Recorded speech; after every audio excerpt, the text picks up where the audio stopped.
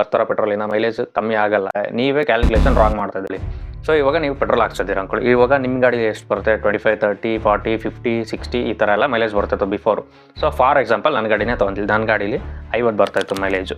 So per litre. So 1 litre ಅಂದರೆ 1000 ml. So ಇವಾಗ ಅವರು 1 ಲೀಟ್ರಿಗೆ 20 ಅಂದರೆ 20% ಮಿಕ್ಸ್ ಮಾಡ್ತಾರೆ. ಸೊ 1000 ml 20% ಅಂದರೆ 200 ml. ಸೊ ಹತ್ರ 1 ಲೀಟ್ರಿಗೆ 1/4 ಲೀಟ್ರಿಗೆ ಇನ್ನೇನು 50 ml ಕಡಿಮೆ. So 200 ml 1/4 litre ethanol mix ಮಾಡ್ತಾರೆ ಕಡಿಮೆ. ಸೊ ಅಂದರೆ ಫಾರ್ ಎಕ್ಸಾಂಪಲ್ ವಾಲ್ಯೂಮ್ ಜಾಸ್ತಿ ಮಾಡ್ಕೊಂಡ್ರೆ ನಿಮಗೆ 10 ಲೀಟ್ರ್ ತೊಗೊಂಡ್ರೆ ನೀವು 10 ಲೀಟ್ರ್ ಪೆಟ್ರೋಲ್ ಹಾಕ್ಸ್ತಾ ಇದ್ದೀರಾ. ಪೆಟ್ರೋಲ್ ಹಾಕ್ಸ್ತಾ ಇದ್ರೆ ನಿಮಗೆ 2 ಲೀಟ್ರ್ ಎಥನಾಲೇ ಇರುತ್ತೆ. ಸೊ 2 ಲೀಟ್ರ್ ಎಥನಾಲ್ ಇರೋದ್ರಿಂದ ನಿಮಗೆ ಬರ್ತಾ ಇರೋದೇ ಪೆಟ್ರೋಲ್ 8 ಲೀಟ್ರು.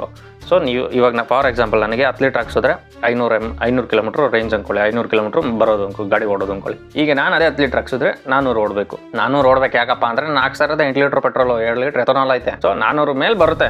ನಿಮಗೆ ಮುಂಚೆ ಬರ್ತಾ ಇದ್ದದ್ದು 50 ಅಂದರೆ ಇವಾಗ 40, 45 ಬರುತ್ತೆ. ಯಾಕಂದರೆ ಎಥನಾಲ್ದು ಸ್ವಲ್ಪ ಬರ್ನ್ ಆಗೋದ್ರಿಂದ ಒಂದು 3-4% ಜಾಸ್ತಿ ಆಗ್ಬೋದು ಅಷ್ಟೇ. ಸೊ ಮೈಲೇಜ್ ಕಡಿಮೆ ಆಗ್ತಲ್ಲ, ನೀವು ಪೆಟ್ರೋಲೇ ಕಡಿಮೆ ಹಾಕ್ಸ್ಕೊತಾ ಇದ್ದೀರಾ ಅಷ್ಟೇ. ಪೆಟ್ರೋಲೇ ನೀವು ಹಾಕ್ಸ್ಕೊಂತಿಲ್ಲ, ಗೌರ್ಮೆಂಟಿಂದನೇ ಪೆಟ್ರೋಲ್ ಕಡಿಮೆ ಆಗ್ತಾರೆ. ಈ ಟ್ರಯಲ್ಸ್ ಎಲ್ಲ ಮಾಡೋಕ್ಕೆ ಜನಗಳು ಗಾಡಿ ಯೂಸ್ ಮಾಡ್ತಾರೆ.